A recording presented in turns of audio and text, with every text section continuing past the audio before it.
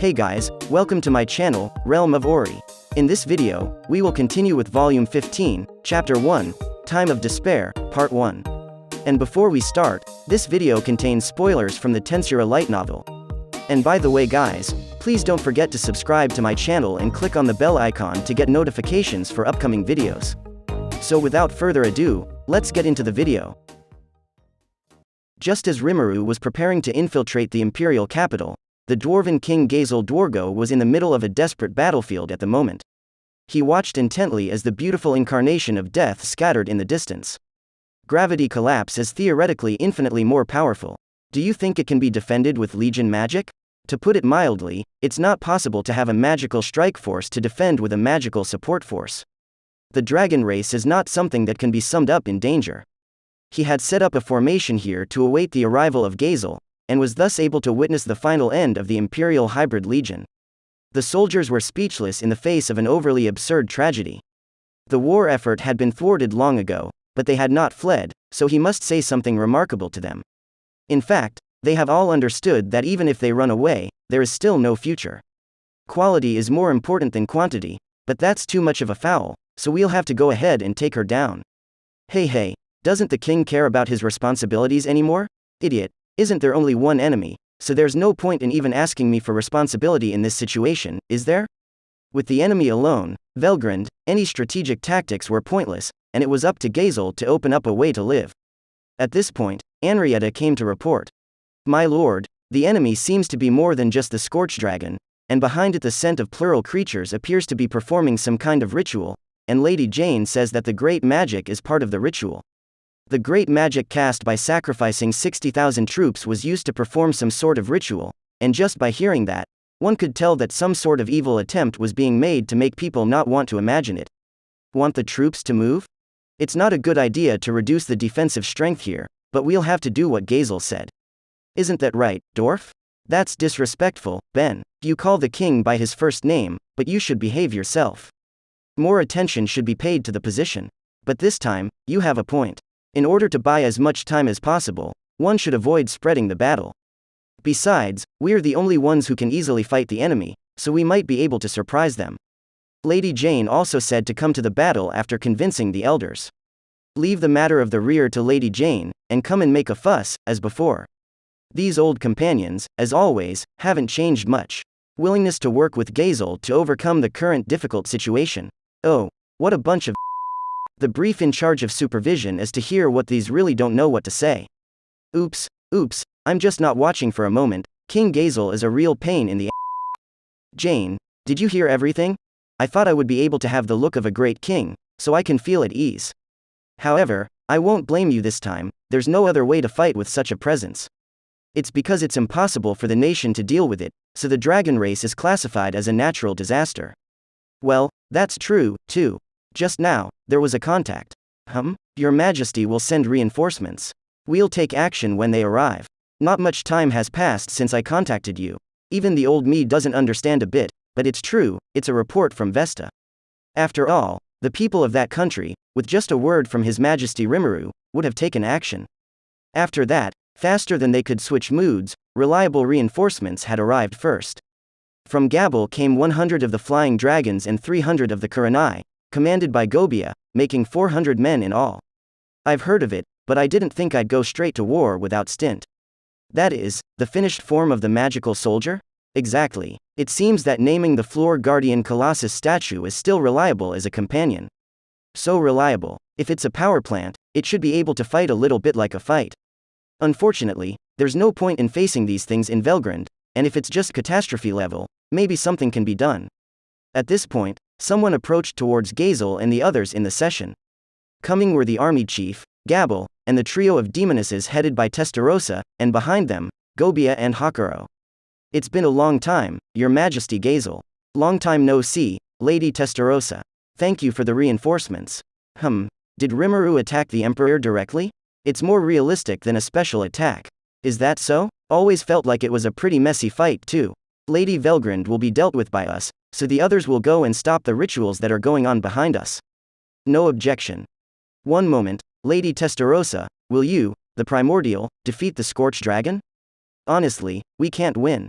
In that case, We should take defensive action and not provoke the other side rashly, and wait for His Majesty Rimuru to succeed. Unfortunately, that won't do. If Velgrynd is left alone, then she may return to the Empire to interfere with my lord. More importantly, I'm not here to discuss a battle plan, but only to communicate it by order of Lord Rimuru. If we can help each other, we can discuss it, and if it gets in the way of the battle, I hope you understand that it's not something you can do. Since His Excellency Hakuro, my master, has said so, we can only give in. Or do you guys have any other proposals? The Imperial Army's intelligence service is already on the move, and it's not easy to obstruct the ritual, so the best thing to do is to join forces now. After that, it was just confirmation of the details, followed quickly by the start of the operation. Can we get in the way of the ritual by dealing with her? Who knows? Gravity collapses in a state that even I can't maintain. I'm afraid even Velgrynd can't handle the three of us while maintaining the cast, right? That's why I'm so vigilant, because I think she can do it. Really? Gee, I'm serious. Never mind, don't bother. Just play around. With the usual tone of conversation, Testarossa and the others didn't play any tricks either, coming to Velgrynd squarely. Of course, Velgrynd had spotted the three of them as well. But there was no warning at all, rather than letting the trio of demonesses come closer with interest. Greetings, it's a good day for a fight. Yeah, but before we start, I'd like to ask you a question. If you join my team, you'll be treated well as the Primordials. There is still some karma with the Empire, but allow me to reject this offer. It's the same for us. It's nice to have a master for the first time, but I'm not letting go. Yeah, and more importantly, the words are out of the way, let's get this fight started. If you don't want to go 1-on-3, you can have those behind you join the fight. That's your answer, alright. Then let's have a little fun with you guys. This is the signal that the battle is on. In the presence of Testarossa and others, Velgrynd split. Like looking in a mirror, Velgrynd became two people. Tough aura then. It's not the same as simply splitting the body, but it's a bit similar to Rhine's all-embracing, right? From the mere fact that the parallel presence of Velgrynd gave birth to the other body, it cannot be denied that the all-pervading presence is a total disadvantage. What is it? You can spread out your body and regenerate any piece of flesh. I see. That means either one can be considered the main body, right? Yes. White Primordial is very clever, and yes, this is one of the powers I hold, parallel existence. I don't want you to interfere with the ceremony, so let me be your opponent. Elegantly slapping the fan, Velgrynd declared. I now have the name Testarossa, given to me by my lord, Lord Rimuru, so don't call me Primordial White. She said, casually creating a flaming whip without thinking. The whip twisted like a snake and attacked Velgrynd. There's such a thing as a name for the Primordial by the slime. It seems to be true. It is rude to call my lord the slime. The indignant Carrera roared and let out her magic. The starting point as gravity collapse. As if the pitch-black pillar that connected heaven and earth surrounded Velgrynd, the column just happened to hold her, like a prison from which there was no escape. Velgrynd smashed the pillar of darkness from within, raising her own magic to interfere with Carrera's magic, rendering it impotent. Ha ha ha, no less than Lord Veldora's sister, it was almost playful. Since the magic doesn't work, I guess I'm out of options? No, and the swordplay learned from Agera may not be of much use either, let me try it. While her own trick was broken, Carrera seemed to be still happy and not at all frustrated as she took the sword created by magic and set up a pose. The beautiful Teisho showed a strong aura that was disproportionate to the demon, and Carrera's demon aura flowed into the blade just like that, emitting a radiance. Without trying, Testarossa already knew that magic wouldn't work on Velgrynd, so she created a whip with magic from the start. Well, humans are fun, so let's use this. Ultima said as she took out two solidified swords, the bodies of which had a very toxic purple color, wrapped in an extraordinary demonic aura. You're not hiding anything. Those things are the same ones that managed to hurt Zijin, right? Well, to be honest, we always thought there was no point in moving our bodies. I'm surprised that the experience of fighting with Lord Zijin would come in handy in such a way. That is to say, the attack of the Demoness trio was even able to touch the probe ability. After learning my weapon, my sword skills are just for fun, but I've got the true legacy of Agera, let's try it out. Saying that, Carrera quickly ran up. Totally unconcerned with the defense, she makes a full-force chop to Velgrynd. Velgrynd opens the attack with a lupine. A fan made of high-grade feathers could hardly be called a weapon really, but its strength had become even harder than diamond due to the monster aura of Velgrynd. It's amazing that you, as a primordial, gave up magic so easily. Is it that surprising? All our glory is but a trifle in order to dedicate victory to our master. As Velgrynd had fallen into a defensive position under Carrera's onslaught, Testarossa took advantage of the momentum to strike with her whip, chasing after her prey like a myriad of white snakes. The hem of her skirt was also torn by the whip. That's evidence that Testarossa's attack worked. Good job, Testa. That's how I'm going to be avant-garde. I'm glad I got hit by a fluke. It's not a fluke. The sound of Ultima's words like a boast of triumph was accompanied by an instant of pain in Velgrynd's flank. As if aiming for this moment, Testarossa's whip and Carrera's sword attacked at the same time. On one knee is Velgrynd. For a moment it was impossible to understand what was happening to her. Hit the jackpot, Ultima. Let's ask Lord Rimuru to collect the reward afterwards. Good fight, but don't be careless, just keep fighting like this, There are other, parallel existences, so knock them down and stop the ritual from taking place. Listening to these voices in the distance, Velgrynd stood up. Didn't eating our attack do much damage? It took me a long time to undo your spell. The dragon race is really something.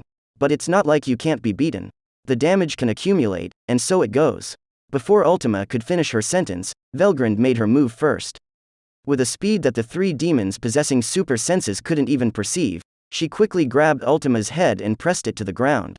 After getting out of range of Carrera's attack, Velgrynd drew her flanking knife and threw it aside. Yes, it's a monster. That's not so bad. I'm not mature enough either. It's been a long time since I've been careless enough to get hurt, but it's just that I didn't notice and nothing went wrong. It's the same thing as being the strongest's destiny. You guys can understand that too, right? Velgrynd said with a bitter smile, her eyes sharp, staring closely at Testarossa and the others, not intending to let go of any slightest movement. The Primordials are a rather tricky existence, but it's not from the point of view of a threat. It's too much trouble to use you as an opponent. However, I have changed my mind now that you have gained a name to complete the flesh and become stronger than I thought, and I agree.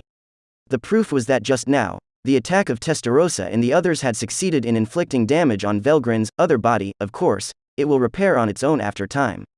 However, just like what Carrera had said earlier, for Ultima's spell poison to be lifted, it would take a lot of work even for Velgrynd.